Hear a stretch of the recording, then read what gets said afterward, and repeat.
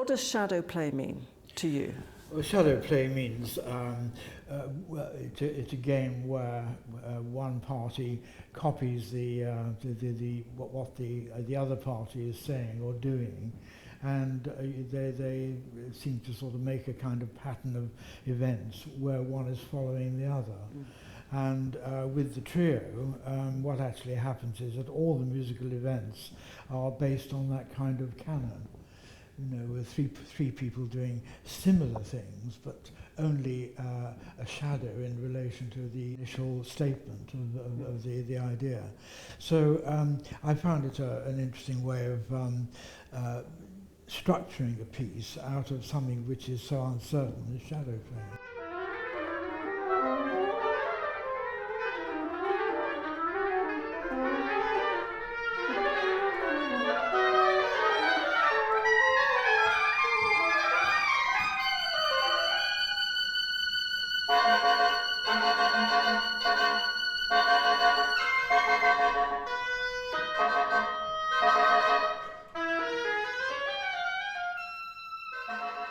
You can't teach imagination, you can only teach technique.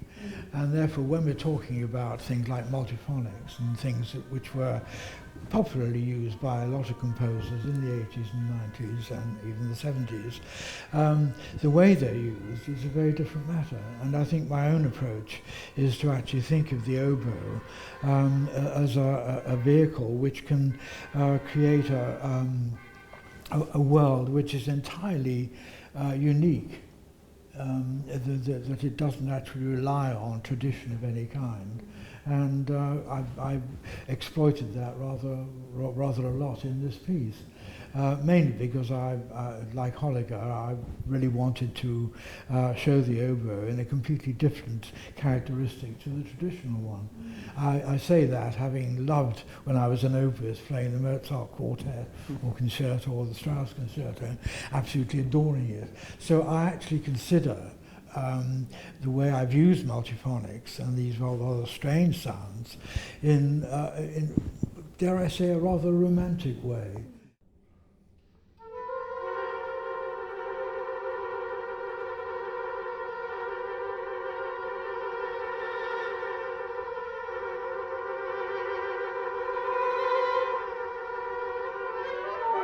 There are two main characteristics in the whole piece. One, with a lot of tremulous trills and things on the multiphonics, which of course create different colours all the time and constantly changing.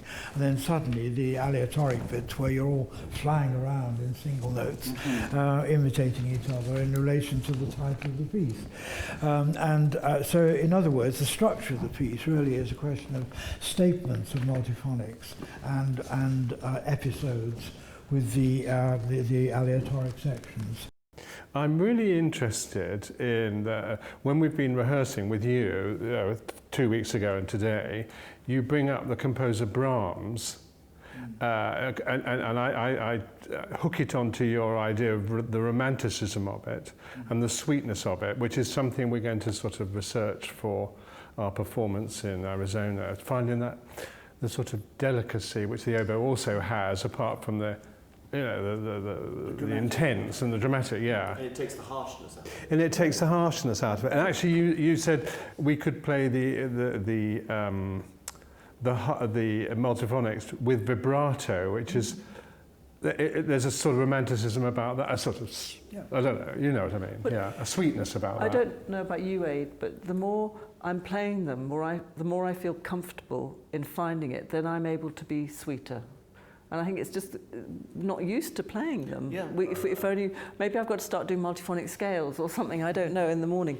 But I'm really enjoying, now I'm getting into it, I really am enjoying playing the And it's an multiphonics. I mean, we're going to Flagstaff, which is a massive international oboe bassoon gathering, and it is an invitation for people to, you know, this is the oboe, and everybody can go away and think, oh, well, there might be people there who've not really heard multiphonics.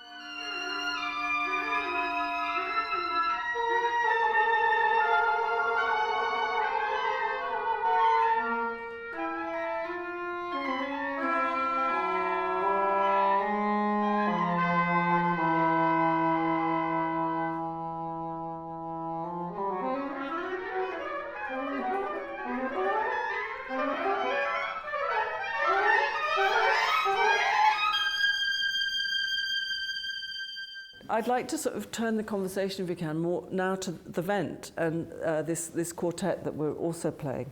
So to speak about Johann Went's music, on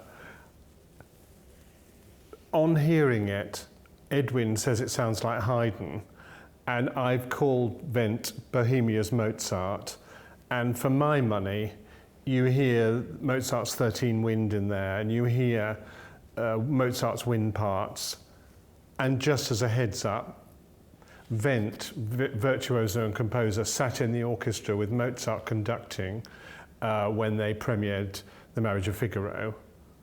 And I think that voice is heard in this music. It's 4 movements. It's quite a sort of significant a form. It's an opening allegro.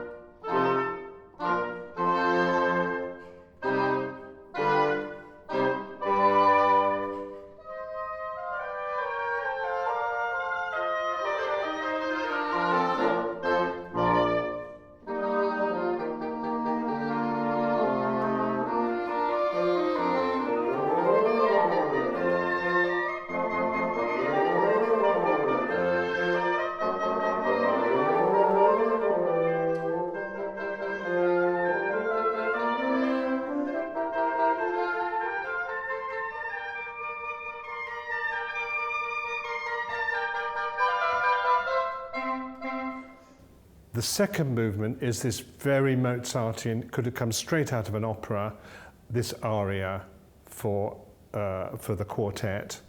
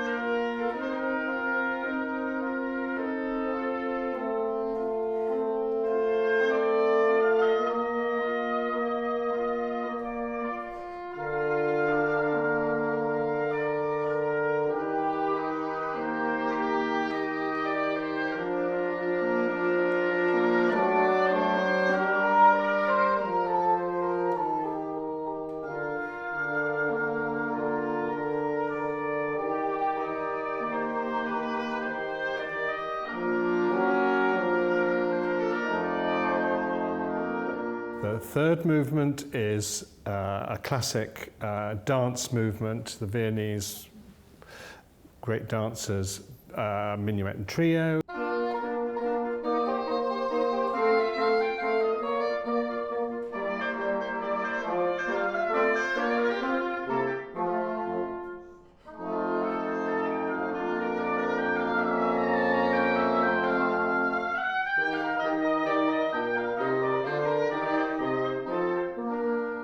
The fourth movement is, again, perfectly Mozartian.